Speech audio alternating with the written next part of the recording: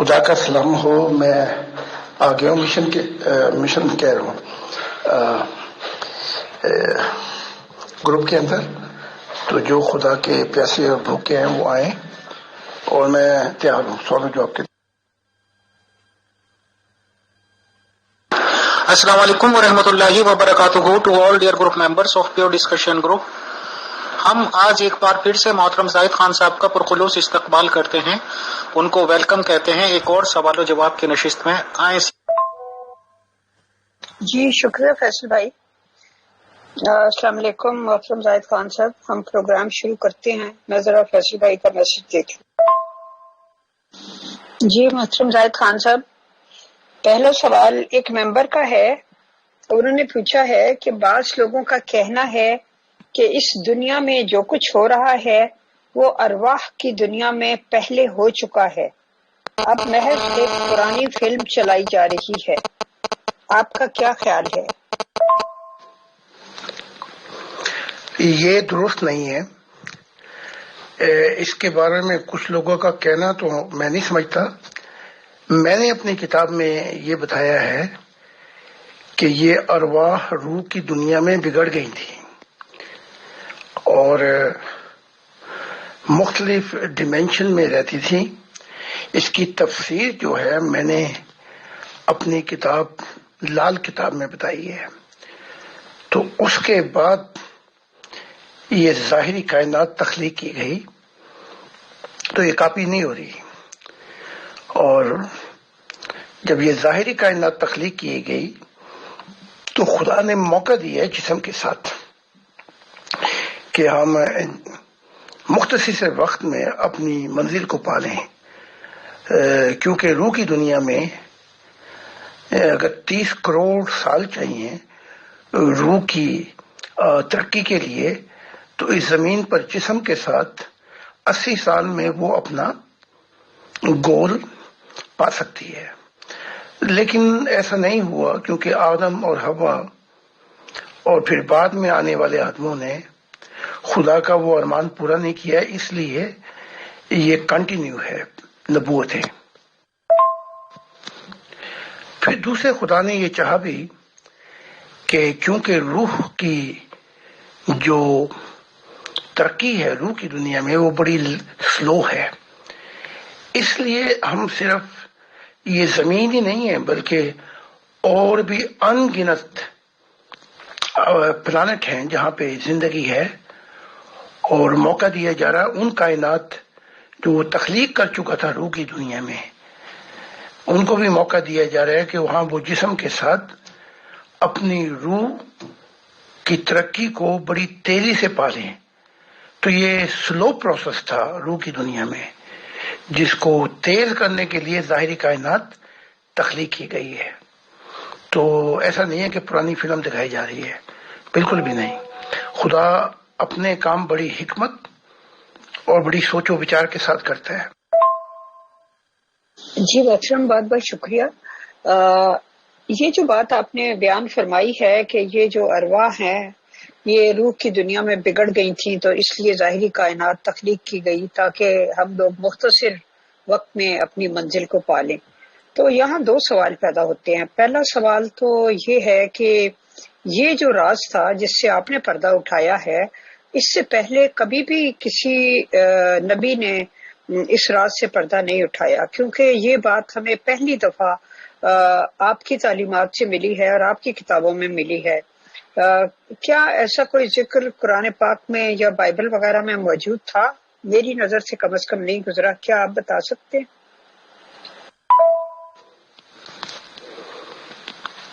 محمد عربی نے حدیث میں امام بخاری کی اس طرف تھوڑا سا ذکر کیا ہے کہ ارواح ظاہری کائنات سے پہلے تخلیق کر دی گئی تھی، اور یہ ہجوم در ہجوم اپنے گروپ بنا کے ارواح کی دنیا میں رہتی تھی. یہ ارواح، اور جنہوں نے وہاں ایک دوسرے کو پسند کیا وہ یہاں بھی ایک دوسرے کے نزدیک آ جائیں گے، اور جو وہاں فاصلوں پہ تھے وہ اگر اس دنیا میں بھی یہاں ملے تو فاصلوں میں ہوں گے. تو یہ محمد صاحب پر کچھ راز کھلا تھا، لیکن یہ اتنا پیچیدہ راز تھا کہ جب محمد عربی نے اور مشاہدہ کیا تو اس گلجنوں کو حل نہیں کر سکے، کیونکہ بڑا لمیٹیشن دکھایا.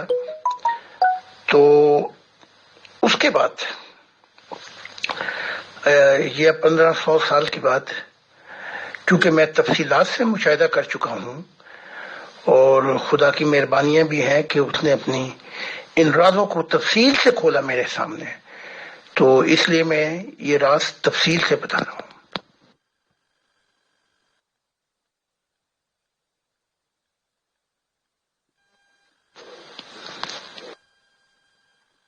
جی محترم، بہت شکریہ.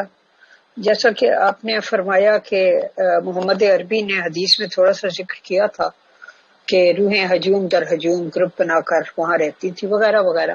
تو میرا یہ کہنے کا مقصد ہے کہ چلیں، حدیث تو آپ کو پتہ ہے، پھر ذرا قرآن اول درجے کی چیز ہے، حدیث دوسرے درجے کی چیز ہے، اور آپ کو پتہ یہ حدیثیں بہت بعد میں جمع کی گئی وغیرہ وغیرہ.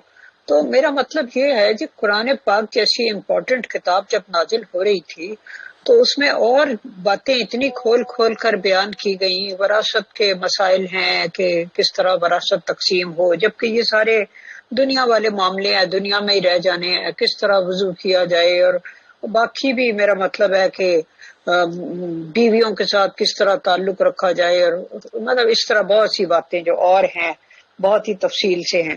تو یہ جو اتنی زیادہ امپورٹنٹ بات تھی کہ زندگی کا اصل مقصد کیا ہے، تو یہ سارا جو ہے یہ راز کیوں نہیں کھولے گئے وہاں؟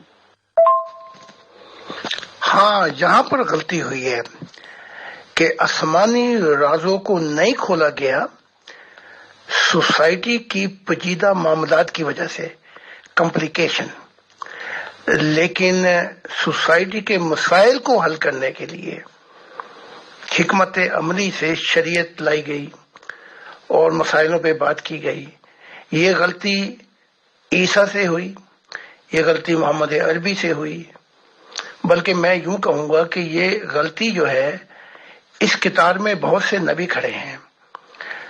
دوسرے جو محمد عربی نے جب شروع میں تعلقات بہت ہی اچھے تھے، کہا کہ یہ معاملہ جو مجھے تھوڑا سا دکھایا گیا تھا یہ اتنا پیچیدہ معاملہ تھا کہ اگر میں اس کو لکھتا یا اس پر ذکر کرتا تو مجھے 12 قرآن لکھنے پڑ جاتے. اور عربیوں کے مسائل اور بھی تھے جو آئے دن ان کے مسائل تھے.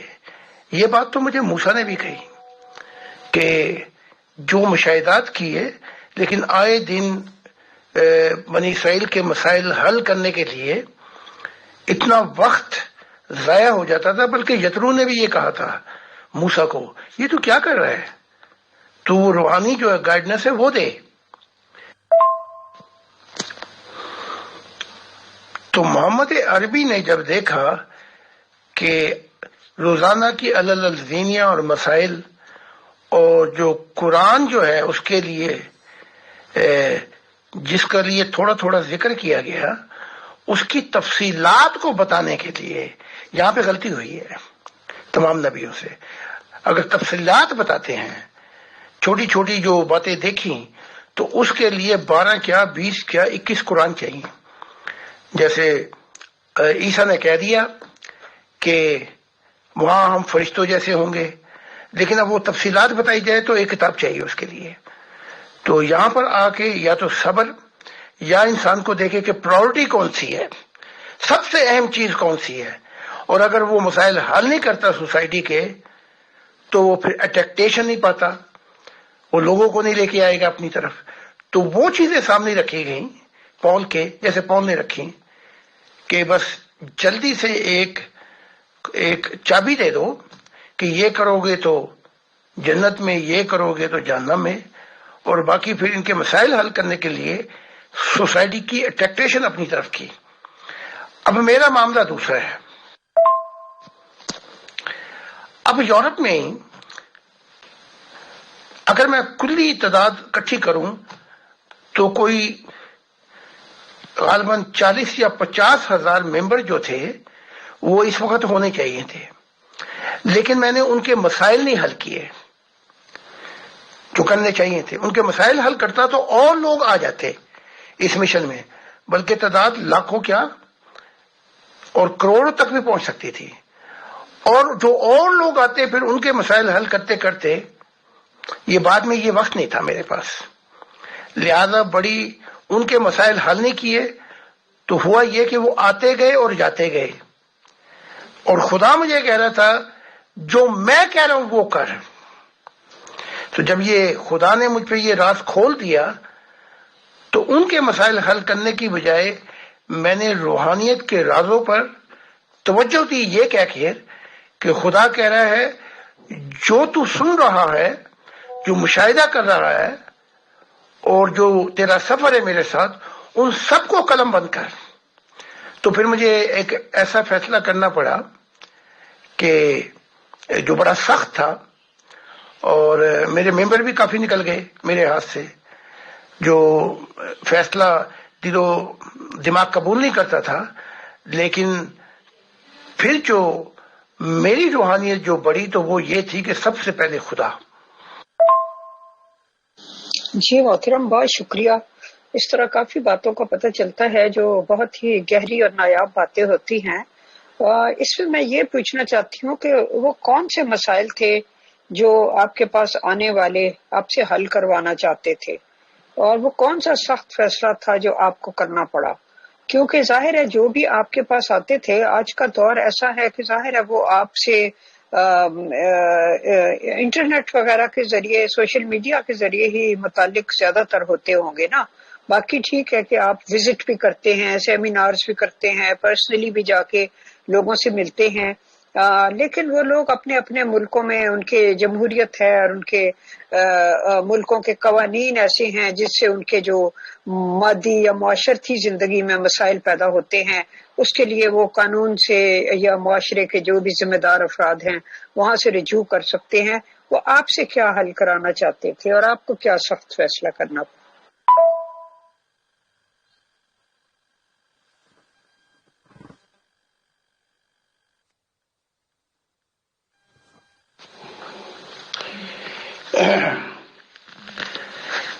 ایک ہوتے ہیں ہاریزونٹل مسائل. جب ایک 100 جماعت آدمیوں کی جماعت بھی بن جائے تو اس کو آرڈر دینا، ان کے مسائل حل کرنا، ان کے پہ ذمہ داریاں ڈالنا، ان کو ترتیب سے ڈپارٹمنٹ دینا. پھر ایک ہوتا ہے ان کے ہاریزونٹل مسائل، یہ ہیں کہ ذاتی زندگی کے مسائل. انٹرنیٹ تو ابھی آئی ہے نا میں یورپ میں ہوں 1970 سے. تو جب یہ مسائل آتے تھے کہ چھوٹے چھوٹے سے مسائل وہ پوچھتے تھے کہ اچھا یہ بتائیں اس کا کیا کرنا، وہ بتائیں اس کا کیا کرنا ہے، تو وہ سارا دن ضائع ہو جاتا تھا.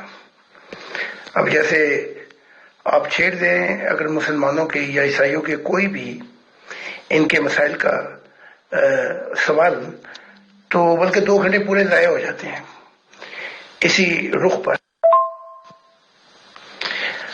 پھر ہر کوئی خدا کی تلاش میں نہیں آتا تھا. انٹرنیٹ کا دور تو یہ ابھی ہے. ہر کوئی خدا کی تلاش میں نہیں آتا تھا. ان کے ڈفرنٹ موٹیو ہوتے تھے جب وہ آتے تھے. تو ان میں سے بہت سی تعداد ہوتی تھی جو خدا کی ضرورت محسوس نہیں کرتی تھی. وہ سیلف موٹیویشن، سیلف لائٹمنٹ اور ٹروتھ کافی ہے. God doesn't exist, God do not exist, godliness exists. خدا نہیں ہے لیکن خدائی ہے، یعنی کہ اچھائی جو ہے وہ ہے چیز. تو وہ بہت سی چیزیں ان میں الحاد کے لوگ بھی آ جاتے تھے. پھر ان کے ذاتی مسائل جو تھے جو معاشرے کے ہیں ان کو حل کرنے کے لیے وقت بہت ضائع ہو جاتا تھا. تو پھر میں غیر قانونی بھی تھا اور مجھے ملک و در ملک مجھے اپنے آپ کو چھپا کے بھی چلنا پڑتا تھا. تو جہاں جہاں فاؤنڈیشن ہوتی تھی، جب دیکھیں نا جنرل نہیں ہو تو سپاہی، تو پھر کہاں جائیں گے، ضائع ہو جائے گا معاملہ. تو پھر جب میں وہاں سے نکلتا تھا تو پھر وہ جماعت بھی ضائع ہو جاتی تھی. تو یہ مسائل بہت زیادہ اور بہت گہرے تھے. تو اس کو حل کرتے کرتے 30 سال بلکہ اس سے بھی زیادہ عرصہ تو یہی لگ گیا، 35 سال کا.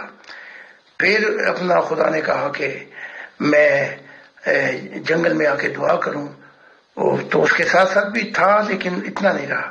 تو یہ بڑا لمبا عرصہ ہے. تو اس کے بعد جو خدا نے کہا کہ وقت کی تیرے پاس بہت کمی ہے، سوسائٹی، یورپین سوسائٹی جو ہے وہ آگے جا کے اپنے مسائل خود حل کرے گی، اور تو صرف میرے متعلق بتا اور ورڈیکل اٹینشن دے ان راز الہیوں پر جو عالم ارواح میں برپا ہیں، کیونکہ انسان نے ہمیشہ یہیں پہ رہنا ہے. باقی وہ جو اور مسائل ہیں سوسائٹی کے، وہ آہستہ آہستہ جمہوری نظام حل کر دے گا. تب میں نے پھر 180 ڈگری اس رخ پر آیا. تو پھر اس میں کوالٹی رہ گئی، کوانٹٹی چلی گئی، بس تھوڑے سے رہ گئے. جیسے وہ ابلیس نے کہا تھا اللہ خلیلا، بس چند ہی ہوں گے جو پائیں گے پھر خدا کو، اکثریت ان کی میں لے جاؤں گا. تو پھر یہ معاملات بھی پیش آئے. تو اس 50 سال میں بہت سی کہانیاں ہیں جو بیان کی جا سکتی ہیں، لیکن وہی کہ خدا کا معاملہ ہے، اس لیے بہت کچھ نظر انداز کر کے خدا کے متعلق بتایا جا رہا ہے.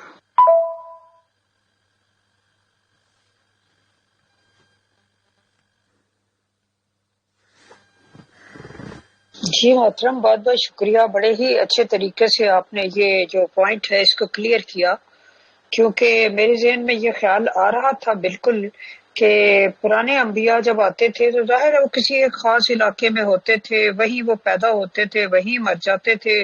زیادہ سے زیادہ آس پاس کے علاقے میں ہجرت کرنی پڑ جاتی تھی. تو ان کے ماننے والے جو تھے وہ مستقل ان کے ساتھ ہی ہوتے تھے، اور ظاہر ہے ان کے پھر جو معاشرتی مسائل ہوتے تھے، ایک نیا دین آیا ہے تو اب اس میں کون سے رولز اینڈ ریگولیشنز اپلائی کیے جائیں، شادیاں اب کس طرح کی جائیں گی، طلاقیں کس طرح دی جائیں گی، عبادتیں کس طرح ہوں گی، معاشرے کا لین دین. تو جیسے کہ ہم جن انبیاء سے تھوڑے بہت واقف ہیں، مثال کے طور پہ جو ہم نے ذکر کتابوں میں پڑھا ہے یا جو ہسٹری محفوظ ہے، اس میں سب سے پہلے تو آتے ہیں پیغمبر اسلام صلی اللہ علیہ وسلم، اور اس کے بعد آتے ہیں مرزا غلام احمد. مرزا غلام احمد ظاہر قادیان سے ہی نہیں نکلے آگے. اور یہ ہے کہ چونکہ رسول اللہ صلی اللہ علیہ وسلم کو ایک بالکل نیا سیٹ اپ قائم کرنا تھا تو ان کے مسائل تھے اس قسم کے کہ وہ سارا کچھ ہی ان کو دیکھنا پڑتا تھا کہ لوگ کس طرح سے نمازیں پڑھیں گے اور کیا کریں گے اور باقی سارا. اور مرزا غلام احمد صاحب کو یہ والے نہیں کرنے پڑے کیونکہ رولز ریگولیشنز پہلے سے موجود تھے، معاشرتی ایک ڈھانچہ جو تھا وہ موجود تھا. آپ ایک ایسے دور میں آئے کہ جس میں ساری دنیا مخاطب ہو، لیکن وہ لوگ ادھر ادھر پوری دنیا میں معاشروں میں بکھرے ہوئے ہوں. تو ظاہر ہے ان سب کو جس کو کہتے ہیں مخاطب کرنا وہ ایک مشکل امر ہوتا ہے. باقی میں ان باتوں کو اس لیے دہرا رہی ہوں کہ یہ بڑی گہری باتیں ہیں جو آپ نے ان 3 آڈیوز میں کی ہیں.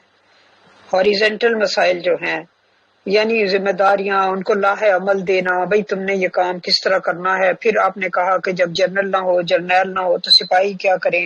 پھر وہاں غیر قانونی ہوتے تھے، آگے پیچھے ہونا پڑ جاتا تھا. تو یہ آپ کی باتیں بالکل درست ہے. تو پھر آپ نے جڑ پر ہاتھ ڈالا، یعنی ورٹیکل معاملات کو اگر لوگ سمجھ لیں اور خدا سے رابطہ مضبوط کر لیں تو ان کے بے شمار مسائل جو ہیں وہ تو خدا تعالیٰ خود ہی حل کر دے گا.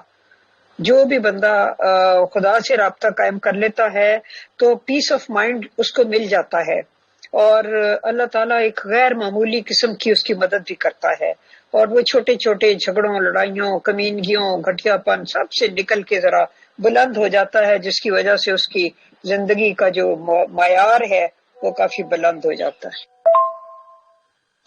تو آپ نے ٹھیک فرمایا کہ لوگ ایسی باتوں میں پھر الجھا لیتے ہیں جس سے آپ کا وقت بہت زیادہ ضائع ہو جاتا تھا اس طرح کے سوال چھیڑنے سے.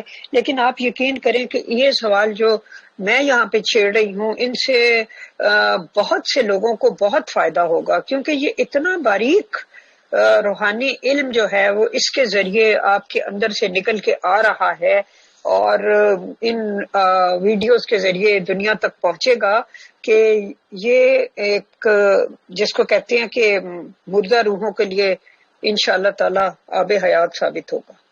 ہم آگے بڑھتے ہیں.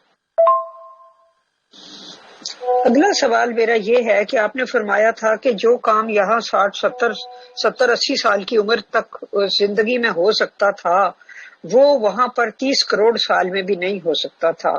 تو مجھے پوچھنا یہ ہے کہ ظاہر ہے یہ سارا جو بھی سسٹم ہے کریٹ کیا گیا ہے یہ تو خدا تعالیٰ نے ہی اپنی حکمت سے کریٹ کیا ہے، تو وہاں پہ رفتار جو ہے وہ اتنی سلو کیوں ہے؟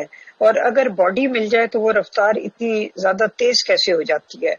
اور دوسری بات بھی ساتھ ہی پوچھ لوں کہ سب کو تو 70-80 سال کی عمر ملتی بھی نہیں ہے اور کئی لوگ بہت ینگ ایج میں ہی فوت ہو جاتے ہیں، اور جن کو مل بھی جاتی ہے تو انہیں لائف کا صحیح پرپز ہی نہیں پتا ہوتا. باقی میں پھر اگلی دفعہ بات کروں گی. آپ ابھی اس کا جواب دے دیجیے.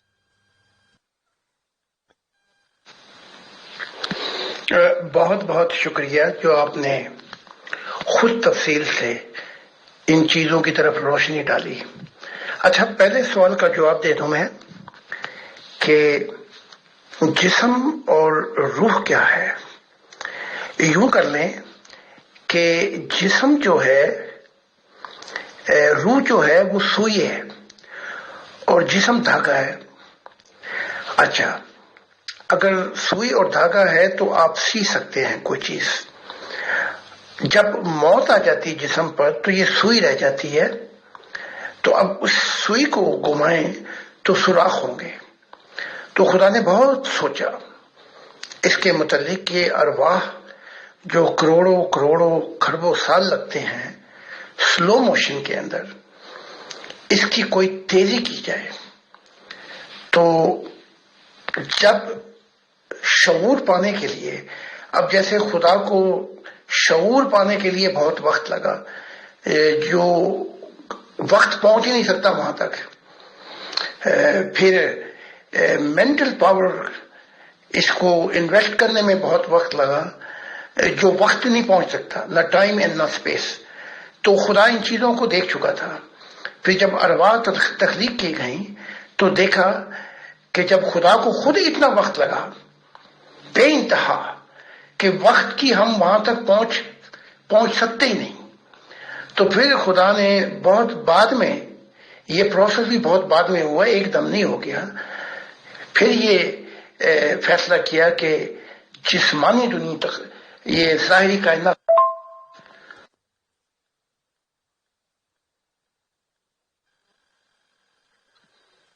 بہت بہت شکریہ.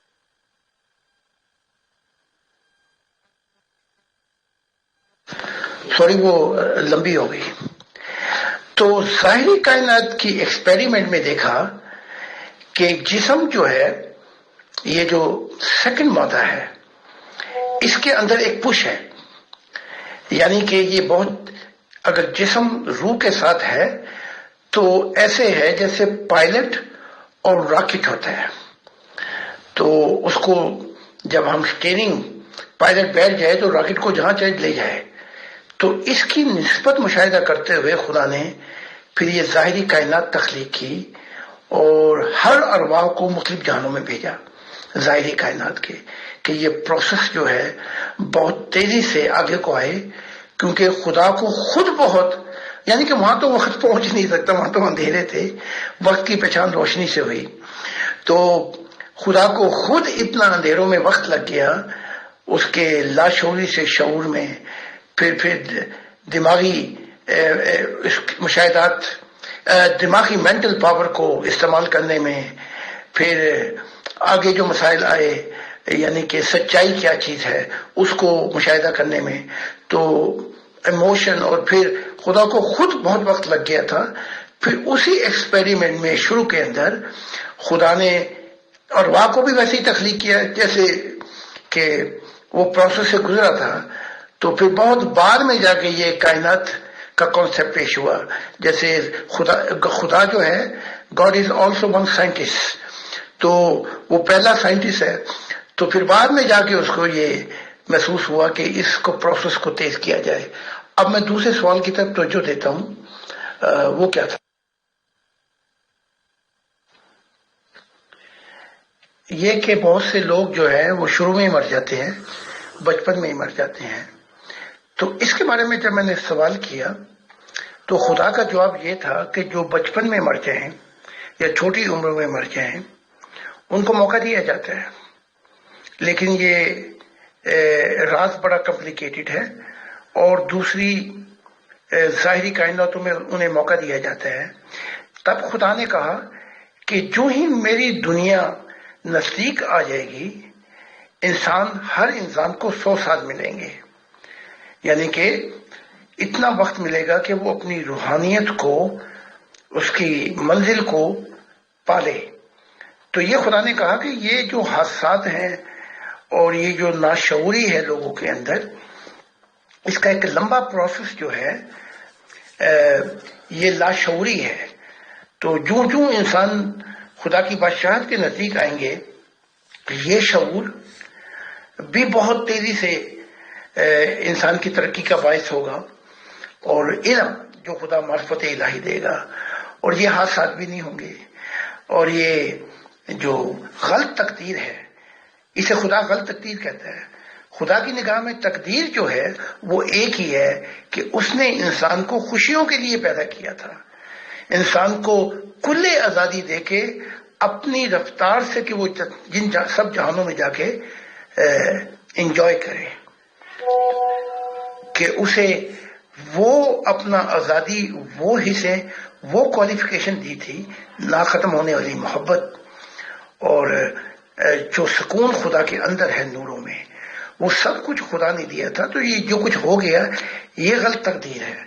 میں یہ پھر لمبی ہو گئی ہے، معاف کرنا. جی محترم، یہ جو روحانی آئیڈیالوجی آپ پیش کرتے ہیں یہ بڑی زبردست ہے اور بہت مربوط ہے، اور بہت ہی جس کو کہتے ہیں نا کہ مہارت کے ساتھ خدا تعالیٰ نے جو آپ کو سکھائی ہے، یہ آئیڈیالوجی جو اس نے آپ کو بخشی ہے، اس کا ہر ذرہ دوسرے کے ساتھ اس مہارت کے ساتھ جڑا ہوا ہے کہ دیٹ از مارولس. افسوس ہوتا ہے جب لوگ اس کو سمجھنے کی کوشش نہیں کرتے، اس کے بیچ میں سے ایک چھوٹی سی بات اٹھا کے اور اس سے تمسخر اڑانا اور باتیں کرنا شروع کر دیتے ہیں. چلیں خیر، خدا تعالیٰ سب کو سمجھ عطا کرے. باقی میں آگے بات کروں.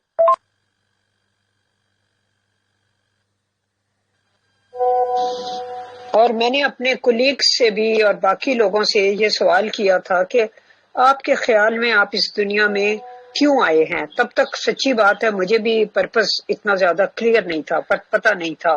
اور میں اکثر وہی شعر پڑھ دیا کرتی تھی، کہا بکرات سے دنیا میں کیوں آیا تو اے دانا. یعنی بکرات کو بھی نہیں پتا تھا. کہتے ہیں جی بڑے بکرات بنے پھرتے ہو، بڑے سکرات بنے پھرتے ہو. کہا بکرات سے دنیا میں کیوں آیا تو اے دانا. کہا آیا نہیں لایا گیا مجھ کو پڑا آنا. کہا کیوں کر بسر کی عمر، بولا ساتھ حیرت کے. کہا کیا جانا، بولا کچھ نہیں جانا یہی جانا. آپ کے سوال کا جواب دینے سے پہلے یہ عطر نے ایسے وقت میں یہ گانا لگا دیا، وقت کی قید میں زندگی ہے، کہ مجھے رلائی دیا. اس نغمے کو سن کر مجھے اپنی بے کسی پہ رونا آ گیا، اور سناتے غمے دل جو تم پاس ہوتے، میری بے کسی پہ کیا تم نہ روتے. پھر مجھے خیال آیا کہ حبیب علی محمد جنہوں نے گایا تھا ان کی قبر بھی امریکہ میں دیار خیر میں ہے، کہ کتنا ہے بد نصیب سفر کہ دفن کے لیے 2 गज زمین تک نہ ملی سوئے یار میں. اچھا میں اب آپ کے سوال کی طرف آتا ہوں. تو جب میں نے بہت سے لوگوں سے سمیت اپنے کولیگز کے اور بھی کئی لوگوں سے اوپن ایک سروے کیا تو میرے لیے ان کے جوابات حیرت انگیز تھے اور کنفیوزنگ بھی تھے. اس وقت مجھے خود بھی اتنا زیادہ زندگی کا تجربہ نہیں تھا. تو اکثر لوگوں نے یہ کہا کہ بھئی ہم نے تو پڑھا لکھا، پھر یہ دیکھیں بہت اچھی جاب واب حاصل کر لی، تو الحمدللہ اچھا گھر لے لیا ہے، شادی بھی ہو گئی ہے، بچے بھی ہیں، تو بڑی اچھی زندگی گزر رہی ہے. کسی نے کہا کہ میں نے ایک فیکٹری لگائی تھی، اس میں کافی منافع ہوا، میری 2 فیکٹریاں ہو گئی ہیں، اور میرا تو خیال ہے زندگی کا مقصد یہی ہے کہ انسان معاشرے میں ایک باعزت مقام حاصل کر لے. کسی نے کہا کہ میں MNA منتخب ہو گیا ہوں اور اگلے الیکشن میں منسٹر بن جاؤں گا انشاءاللہ تعالی، میری تو زندگی کا یہی مقصد ہے. تو میں یہ حیران ہوتی ہوں، اب میں آپ کی باتیں سنتی ہوں، میں بہت غور سے سنتی ہوں اور سوچتی ہوں کہ پڑھے لکھے لوگوں کو بھی جو ہائی جینٹری ہے، جو انتہائی اس ملک کی کریم کلاس ہے یا کسی بھی ملک کی ہوتی ہے، ان کو بھی یہ تک اندازہ نہیں ہے کہ زندگی کا پرپس کیا ہے. تو یہ بیچارے ان کی سوئیاں اور ان کے دھاگے جو ہیں پتہ نہیں وہ کس طرف سلائی کرتے چلے جا رہے ہیں. اس بارے میں اپنے کمنٹس دیجیے.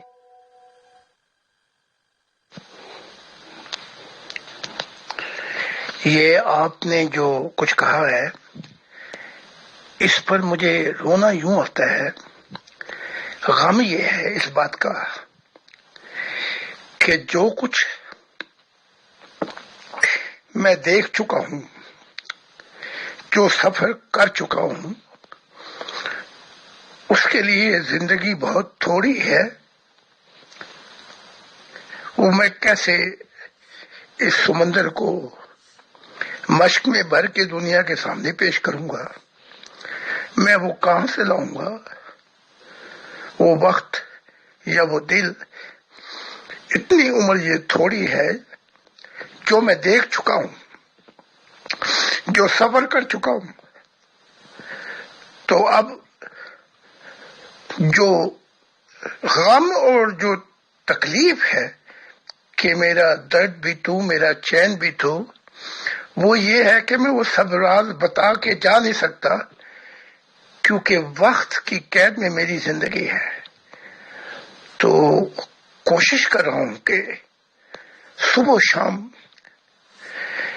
یہ زندگی تو چلی جائے گی، جتنا بھی ممکن ہے وہ خدا کے راز بتا سکوں تاکہ اس زمین پر اندھیرے نہیں بلکہ نور کے درخت لگ جائیں، اور پھر جو وہ آنے والے ہوں گے میری بنیاد پر وہ اور بتا دیں گے جو میں نہیں بتا سکا، جو میں لے کر چلا گیا.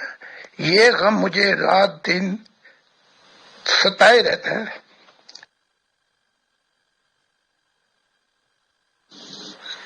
جی محترم، میں تو سمجھتی ہوں کہ آپ نے بہت کچھ بتا دیا ہے اور انشاءاللہ اور بھی آپ کو موقع ملے گا.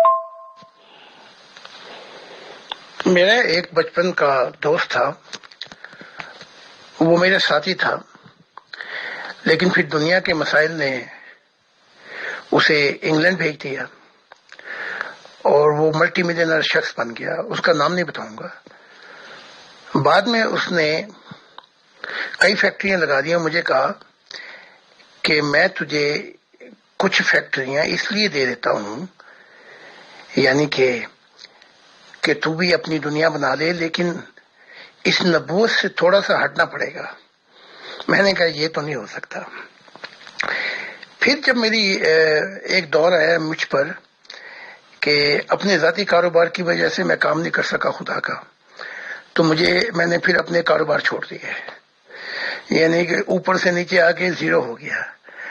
پھر بیوی کی جو وکالت چلی تھی اس میں اتنا پیسہ بنا لیتی تھی، تو میں نے اس سے کہا کہ یہ جو پھر کتاب لکھی مخالفت ہوئی، تو اس کے بعد اس کا کام بھی ٹھپ کر دیا میں نے. تو پھر میں نے اس سے کہا کہ بس اتنا کر لیتے ہیں کہ جس سے ہمارا 1 ماہ کا گزارا ہو جائے. تو پھر سارے چیزیں جو بھی تھیں سب کو زیرو کر کے میں نے کہا یہ زندگی اب صرف ایک محبت کی کہانی ہے، اس کو مکمل کریں. کہیں ایسا نہ ہو کہ اس کے دور کے اندر خدا کا وقت بھی ضائع ہو جائے اور اپنا وقت بھی ضائع کر دیں. جی محترم، آپ بالکل درست فرماتے ہیں. اس راہ میں بڑے حرج اٹھانے پڑتے ہیں، بڑی قربانیاں دینی پڑتی ہیں. کوئی آسان راہ نہیں ہے، لیکن سطحی نظروں سے دیکھنے والے لوگ نہ تو ان باریک باتوں کو سمجھ سکتے ہیں اور کیا اب ان کو کہا جائے. میں یہ سوچتی ہوں محترم زاہد خان صاحب کہ یہ سوال جو ہے کہ میں کون ہوں، میں کہاں سے آیا ہوں، اس دنیا میں مجھے کیوں بھیجا گیا ہے، کیا میں مر کر دوبارہ زندہ کیا جاؤں گا، یہ ایک ایسا بنیادی سوال ہے جو ہمیشہ انسان کے ذہن کے گوشوں میں پیدا ہوتا رہتا ہے. جب وہ تنہا ہوتا ہے یا کسی وقت وہ کسی ایسی کیفیت میں ہوتا ہے تو یہ پیدا ہوتا ہے. لیکن پھر جو ہی وہ دنیا کے رونق میلوں میں جاتا ہے تو یہ سوال کہیں پیچھے رہ جاتا ہے اور لگتا ہے کہ بس ایسے ہی میرے ہی دماغ خراب تھا جو مجھ میں یہ سوال پیدا ہوتے رہتے ہیں، اور وہ پھر دنیا کے موج میلوں میں کھو جاتا ہے. تو آپ کیا اس بارے میں نصیحت کریں گے کہ یہ کیفیت جو ہے انسانوں کے اوپر ذرا پرولونگ کر جائے، جب اسے اس کا یہ جواب جو آپ نے بتایا ہے، اور یہی جواب میرا خیال ہے ہر مذہب نے دیا ہے، آپ نے بہت کلیئر کر کے دیا ہے کہ انسان اس دنیا میں اس لیے آیا ہے کہ وہ خدا کی محبت کو شکار کر لے اور بس خدا کے ساتھ اس کا ایک ایسا محبت کا تعلق ڈیولپ ہو جائے کہ اس سے اوپر کوئی محبت نہ آ سکے. تو آپ کیسے اس کو وہ کریں گے کہ یہ زیادہ سے زیادہ دیر کے لیے انسان اس کیفیت میں رہ سکے؟ اس کیفیت میں آتے سب انسان ہیں لیکن ٹیمپریری ہوتے ہیں وہ. جی ہاں، یہ ایک پروسیس ہے. یورپ اس پروسیس سے گزر گیا ہے. Material ism and material enlightenment, وہ اس دور سے گزر کے اب اس کا سر لگا ہے دیوار سے، کیونکہ سب کچھ پا کے کوئی خوشی میسر نہیں ہے، پیس آف مائنڈ نہیں ہے. لیکن اس سے آگے میں ایک اور بات بیان کرنا چاہتا ہوں. راز الہی، یہ حق تعالیٰ پہ بھی ان گنت ایسا وقت پروسیس ہوا ہے کہ وہ ایسے ماحول میں تھا کہ وہ کچھ بھی تخلیق نہیں کرنا چاہتا تھا، کائناتوں کو تخلیق نہیں کرنا چاہتا تھا. اب یہ ادھم میں وہ ماحول کیا تھا، یہ بھی ایک عجیب مضمون ہے. یہاں تو خیر یہ بیان نہیں کیا جا سکتا، لیکن خدا خود بھی اس شعور اور اس لاشعوری میں گزرا ہے کہ وہ نہیں چاہتا تھا. اس کے لیے ایک بہت وقت درکار ہوا. ہمارا جو ایشی نظام ہے، یہ اب ان کا سر کب لگے گا دیوار پہ وہ وقت بتائے گا. لیکن یورپ جو ہے اب وہ تلاش کر رہے ہیں کہ زندگی کیا ہے. جن چھوٹے چھوٹے پروسیس سے ہم گزر رہے ہیں زندگی میں لاشعوری کے، ان سب پروسیس میں خدا بھی گزر چکا ہے. ہاں، اس کے لیے وقت نہیں تھا. ہمارے لیے وقت تو ہے لیکن محدودیات بھی ہیں، لہذا چھوٹے چھوٹے پروسیس سے ہمیں گزارا جا رہا ہے. لیکن اب یورپ میں جو سب سے بڑا سوال یہ ہے کہ کیا زندگی ہے موت کے بعد، اور اس پہ بڑے ایکسپیریمنٹ کیے جا رہے ہیں. حتیٰ کہ روح کا وزن بھی بتایا جا رہا ہے، اور یہ بھی بتایا جا رہا ہے کہ موت کے بعد دماغ کام کرتا ہے، اور خاص وقت کے بعد جا کر، یعنی کہ یہاں تک بتایا گیا کہ وہ جب وہ اس جسم کو چھوڑ دیتا ہے، یعنی کہ دماغ کام کرتا ہے موت کے بعد بھی اس کے جسم میں، پھر جب چھوڑتا ہے تو وہ جو ہے شعور، وہ جو دماغ ہے وہ زندہ رہتا ہے کسی اور فارم میں. تو یہ 507 بال ان کو پتہ لگے گا، یہ جو مٹیریلزم کے لوگ ہیں، ہمارے لوگ جنہوں نے دوڑ لگائی ہے. تو جب میں یہ کہتا ہوں کہ لاشعوری اور شعور، تو میں یہ نہیں کہتا کہ خدا لاشعور تھا، میں یہ کہہ رہا ہوں کہ اس کے لاشعوریوں میں جو عدم میں وہ اپنا وقت گزارتا تھا، کانسیپٹ تو تھا، وہ تخلیق نہیں کرنا چاہتا تھا۔ وہ کیوں تخلیق نہیں کرنا چاہتا تھا؟ یہاں بھی بڑے سوال کھڑے ہو جائیں گے، یعنی کہ وہ ایسے ایسے عدم ہیں جن کی ہمیں خبر نہیں۔ تو اب جو کچھ وہ مشاہدات کراتا ہے تو وہ میری روح بھی گونگی ہو جاتی ہے، میرا دل بھی، سب کچھ گونگا ہو جاتا ہے، کیونکہ جب میں واپس مڑتا ہوں میرے لیے زمانے بدل چکے ہوتے ہیں اور یہاں کچھ نہیں بدلتا، یہاں بڑا پروسیس سلو ہے۔ تو اسی پروسیس سے یہ ہے جو نتیجہ نکالا گیا ہے کہ یہ لوگ جو وہ کیا کہتے ہیں کہ اپنا ایک عادات سی پڑ جاتی ہیں ایک زندگی، ایک طرز پہ زندگی گزارنے کے لیے لاشعوری کی، تو اس کا نسخہ یہی ہے کہ وہ تعلیمات پیش کی جائیں۔ یہ تو نسل ضائع ہو گئی اب تک، لیکن آئندہ آنے والی نسلیں ضائع نہ ہوں تو وہ پیش کر دیا جائے جو خدا کا شعوری اور جو خدا پر بیتی اور جو راز الہی وہ بتا رہا ہے، بس یہ چابی ہے جسے آنے والی نسلیں ضائع نہیں ہوں گی روحانیت کے اندر۔ جی محترم، یہ تو آپ نے جو بات بتائی کہ ایک وہ بھی وقت تھا جب خدا تعالیٰ کچھ بھی تخلیق نہیں کرنا چاہتا تھا، تو اگر اس کے بارے میں کہ وہ کیوں کچھ تخلیق نہیں کرنا چاہتا تھا، اگر آپ کو کچھ مزید پتا ہے تو پلیز بتائیے۔ واہ بھائی عطر صاحب، آپ کی نبوت کا انداز ہی مختلف ہے، بڑی وقت کے اوپر آپ چوٹ مار دیتے ہیں، تاروں کو چھیڑ دیتے ہیں محبت الہی کے۔ ہم کھو نہ جائیں پھر کہیں دنیا کی بھیڑ میں، آتی ہے پاس آنے کی مہلت کبھی کبھی۔ بہت بڑا راز الہی ہے اس نغمے کے اندر بھی۔ مجھے تو وہ گانے والے اور وہ لکھنے والے وہ آگے چلے گئے، یہ باقی یہ ملا، یہ علماء، یہ فتوے لگانے والے، یہ بحثیں کرنے والے، یہ تکرار کرنے والے، یہ سب پیچھے رہ گئے اندھیروں کے اندر۔ واہ واہ۔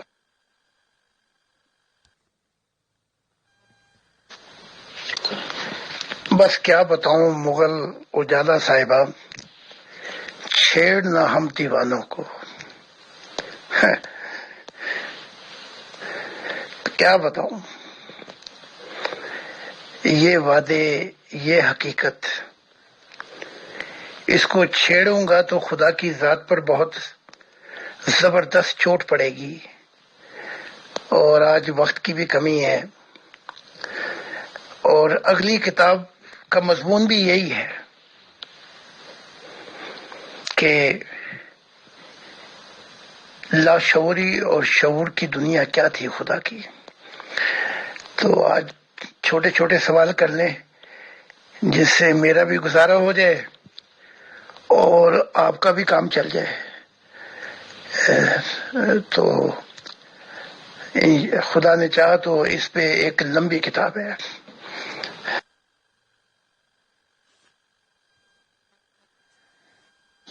جی محترم، ٹھیک ہے، جیسے آپ چاہیں۔ بہرحال اس سوال کا جواب ڈیو ہے آپ پہ، جب بھی آپ کے پاس وقت ہو تو آپ کسی آڈیو میں یا کوئی وہ ویڈیو بنا کے دے دیجیے گا اس کا جواب۔ تو ابھی ایک ممبر کا سوال آیا ہے، انہوں نے پوچھا ہے کہ محترم زاہد خان صاحب نے فرمایا ہے میرے ہزارہ روپ ہیں جو خدا نے مجھے دیے ہیں، اس کا کیا مطلب ہے؟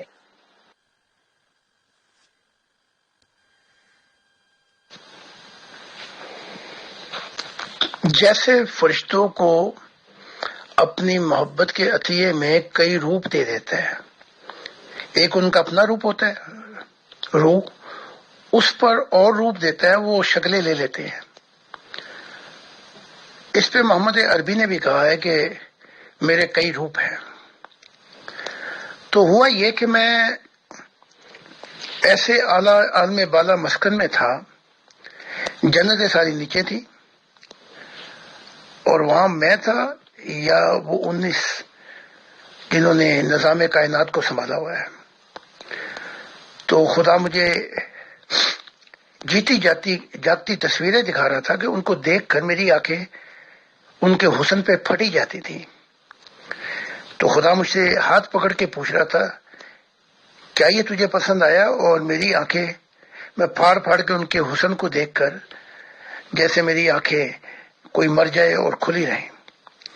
بہرحال وہ دکھاتا رہا اور مجھ سے پوچھتا رہا.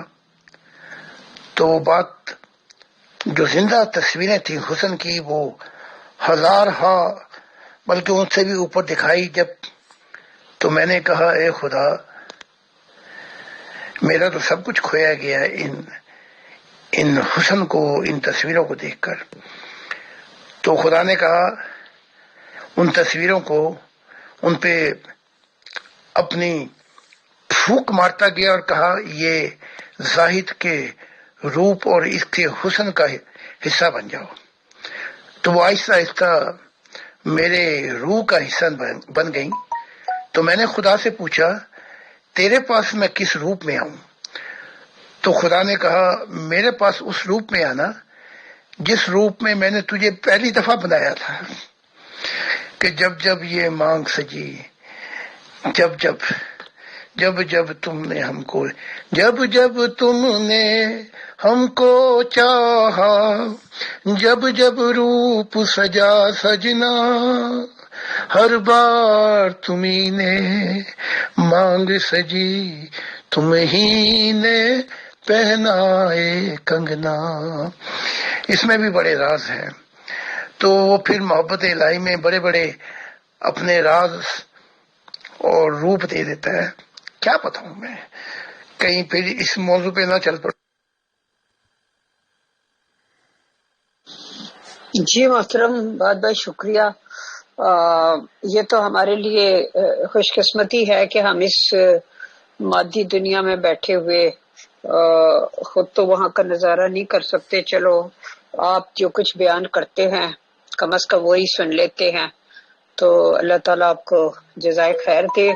تو اب ہم اس کو وائنڈ اپ کریں گے اور آخر میں آپ اپنی کوئی جس کسی ہستی سے عالم ارواح میں آپ کی ملاقات ہوئی ہو اس کے بارے میں اگر آپ کچھ بتانا پسند فرمائیں تو آپ بتا دیجئے پلیز. Thank you. جی محترم، بہت بہت شکریہ. یہ تو ہمارے لیے خوش قسمتی ہے کہ ہم اس مادی دنیا میں بیٹھے ہوئے خود تو وہاں کا نظارہ نہیں کر سکتے. چلو آپ جو کچھ بیان کرتے ہیں کم از کم وہی سن لیتے ہیں. تو اللہ تعالیٰ آپ کو جزائے خیر دے.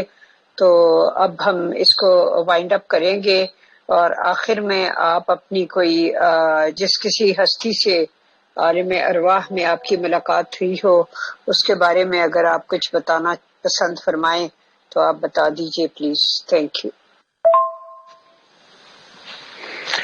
آج ہم بابا نانک کا ذکر کریں گے. بڑی محبت ہے اور آپ ملنے بھی آتے رہتے ہیں اور آپ کا کوئی کانسیپٹ نہیں تھا مذہب بنانے کا. یہ نانک صاحب نے مجھے خود بتایا ہے. یہ 10 گروؤں کی پھر رسم چلی. بھائی انگد صاحب آئے، گرو ارجن دیو جی آئے، چلتے چلتے ایک امیری ایک فقیری، یہ سلسلہ ختم ہوا. گرو گوبند پر جا کے یہ سلسلہ ختم ہوا. اس نے مذہب کی بنیاد رکھی، بلکہ یہاں تک کہ ہر کام الٹا کرنا ہے. اگر مسلمان ایک چیز کریں تم نے اس کے خلاف کرنی ہے. پھر وہ آخر گرو گوبند کا انجام 2 پٹھان تھے، انہوں نے اسے قتل کر دیا. بہرحال ہم نانک صاحب کی طرف آتے ہیں، بلکہ اس کا سیرت اور کردار جو ہے وہ بالکل بابا نانک جیسے ہی ہے. تو بابا نانک جب یہ مشن شروع ہوا اور میں اس وقت ترکی میں تھا اور خانہ بدوشوں کی طرح پل کے نیچے میں بیٹھا ہوا تھا، تو وہیں آ کے بابا نانک نے بیعت کر لی تھی مجھ سے۔ نانک میرے پاس محبت میں بہت اکثر آتے ہیں، تو کہتے ہیں کہ جب مجھے وہ ملا، میں نے اس کا چہرہ دیکھا، تو پہلا جو تھا وہ کیا کہتے ہیں ریولیشن، وہ میں نے یہ کہا تھا نہ کوئی ہندو نہ کوئی مسلمان۔ تو آج ہوتے تو کہتے میں کہتا کہ نہ کوئی سنگھ۔ تو جو بابا نانک چاہتے تھے وہ اپنے گیتوں میں اس کا بتاتے تھے، یعنی کہ صبح صبح اٹھ کے وہ گاتے تھے۔ تو بابا نانک یہاں تک کہتے تھے جنی جنے تا پگت جنم یاد آتا یا نور، نہیں تا جنی بانج رہے کاہیں پگاوے نور۔ تو بابا نانک کہتے ہیں کہ جو میں نے چاہا تھا کہ وہ ہو جائے وہ نہیں ہوا۔ میں چاہتا تھا کہ انسانیت کو خدا سے ملاؤں، وہ نہیں ہوا۔ اور میرے بعد جو گدیاں چلیں تو پھر ہوا میرے پیغام کو کہیں سے کہیں اٹھا کے اس کو محدودیت پہ لے آئی۔ تو بابا نانک کچھ لوگ بھی لے کے آئے سنگھ، اور ایک خاص شخص بھی لے کے آئے جو خدا سے بھی ملا۔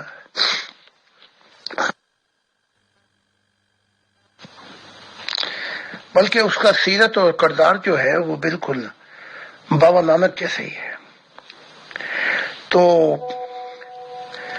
بابا نانک جب یہ مشن شروع ہوا، اور میں اس وقت ترکی میں تھا اور خانہ بدوشوں کی طرح پل کے نیچے میں بیٹھا ہوا تھا، تو وہیں آ کے بابا نانک نے بیعت کر لی تھی مجھ سے، اور میرے پاس بیٹھ کے بہت روئے۔ تو مجھ سے کہا کہ یہ سفر دور تو ہے، لیکن اس سفر میں ہم سفر اے ہم نشی میں تیرا ہم راز ہوں۔ تو وہ آج بھی آ کے جہاں جہاں میں جاتا ہوں، اور بہت آگے ہیں، یعنی کہ نوروں کی دنیا میں، وہ فردوس کی دنیا میں بہت آگے ہیں۔ اور عجیب بات یہ ہے کہ دھواں بھی نہیں ہے ان کے نور کے اندر یہ بڑا کمال ہے۔ تو جب وہ آ کے بیٹھتے ہیں تو میں گھر محسوس کرتا ہوں، یعنی کہ کوئی اپنا ہم سفر مل گیا۔ تو آج یہ بابا نانک کا پتہ ہے، امید ہے کہ آپ کو یہ سن کر لذت ملے گی۔ بابا نانک نے تو باتیں بہت کی ہیں، تو اگر موقع ملا تو اسی کتاب کے اندر وہ بتاؤں گا جو بابا نانک تڑپتے تڑپتے چلے گئے، لیکن وہ اپنا حال بیان نہیں کر سکے۔ تو وہ حال اگر میں نے بیان کر دیا خدا کا، تو ان کا حال بھی بیان ہو جائے گا، کیونکہ خدا کے حال کے ساتھ ہماری زندگی وابستہ ہے، اور ہماری محبت، ہماری منزل اسی حال پہ وابستہ ہے۔ تو بہت بہت شکریہ۔ ہاں، بہت کچھ لکھا ہے گیتوں کے اندر، بالکل داؤد کی طرح تھے۔ صبح صبح داؤد بھی بیٹھ جاتے تھے، اس لیے خدا نے کہا تھا مجھے میری نگاہ داؤد پہ رہتی ہے، کیونکہ خدا کو گیت سننے کا بہت شوق ہے۔ لو آپ کو راز کی بات بتا دی، جب گیت سنتا ہے تو 100 قرآنوں سے اوپر اس کا دل دھڑکتا ہے، یا 100 بائبلوں سے اوپر۔ تو یہ گیت کی زندگی سیدھی دل پہ لگتی ہے۔ تو یہی تو کہا تھا نانک نے، میں وچ آیا تے میں وچ گیا، میں وچ لتا تے میں وچ دتا، یعنی یہ میں ٹوٹے تو پھر آواز اور صدا سنائی دیتی ہے خدا کی. یہ بڑا لمبا مضمون ہے. تو بہت بہت شکریہ آپ کا. ہاں بھائی اطہر، یہاں سے کہاں لے کر جانا ہے آپ؟ وہ سچے لمحات کی طرف آؤں؟ مجھے ذرا آپ کوئی 7 منٹ دے دیں تھوڑا سا، تو میں پھر اگر سچے لمحات ہے تو وہاں آ جاتا ہوں. اس کے بعد پھر دوسرے گروپ کا بتا دینا. اچھا اطہر. جی حضور بہت شکریہ، آپ پر خدا کی سلامتی. جی جیسے ہی آپ اویلیبل ہوں آپ ہمارے اگلے اردو ٹرانسلیشن والے چیٹ گروپ پہ سچے لمحات خدا کے ساتھ پہ تشریف لے آئیے گا. بہت شکریہ حضور. جی محترم، بابا نانک صاحب کے بارے میں جان کے بڑا لطف آیا. بہت پسند ہے مجھے ان کی شخصیت، میں نے کافی پڑھا ہے ان کے بارے میں. اور ایک چھوٹی سی کتاب ہوا کرتی تھی ہمارے گھر میں جس کا نام تھا سندر گٹکا، اس میں کچھ ان کے گیت وغیرہ تھے. تو یہ جو ان کی زندگی میں جو ان کے یہ 5 کاف مشہور ہیں، 5واں مجھے یاد نہیں آ رہا، کڑا، کرپان، کچھا، کیس وغیرہ، اس کی کیا اہمیت تھی؟ مطلب اس کا بیک گراؤنڈ کیا تھا؟ اس کا بیک گراؤنڈ یہ ہے کہ نانک بھی شیعوں کی طرح ماتم کرتے ہیں، کیونکہ یہ جو 5 چیزیں یہ بتا گیا تھا اس نے مذہب کا رنگ لے لیا. کڑا، کرپان، کچھا، کیس، اور ان 5 چیزوں کو لے کر جو مذہب کی بنیاد پڑی ہے، یہ گرو گوبند سنگھ نے ان چیزوں کو سنبھالا. تو اب اس کا مضمون یہ تھا کہ وہ سفر بہت کرتا تھا، تو سفر میں زندگی گزری کافی 25 سال. تو اس لیے اس نے یہ اپنے ماننے والوں کے لیے، اپنی حفاظت کے لیے، لیکن اس کا الٹا مطلب لیا گرو گوبند سنگھ نے، اور وہ ساری روحانیت کو اٹھا کر مذہب کے اندر لے آیا. جیسے صوفیوں نے ساری روحانیت کو لے کر وہ اسلام کے اندر گھس گئے. تو یہ ہے بس، اور کیا تھا اس کا روحانی مطلب. یہ وہ اگلی دفعہ بتا دیں گے. جی محترم زاہد خان صاحب، آپ کا بہت بہت شکریہ آپ کی تشریف آوری کا، اور بہت ہی آپ نے معرفت سے پر گفتگو کی اور بہت سے ایسے نکات پیش کیے جو ایک آئی اوپنر کی حیثیت رکھتے ہیں. تو اللہ تعالیٰ آپ کو آپ کے مقصد میں کامیاب کرے اور آپ اسی طرح تشریف لاتے رہیں. Thank you very much. بہت بہت شکریہ، بہت جزاک اللہ محترم Zahid Khan sahab, admins team and all dear group members of pure discussion group. شکریہ، جزاک اللہ.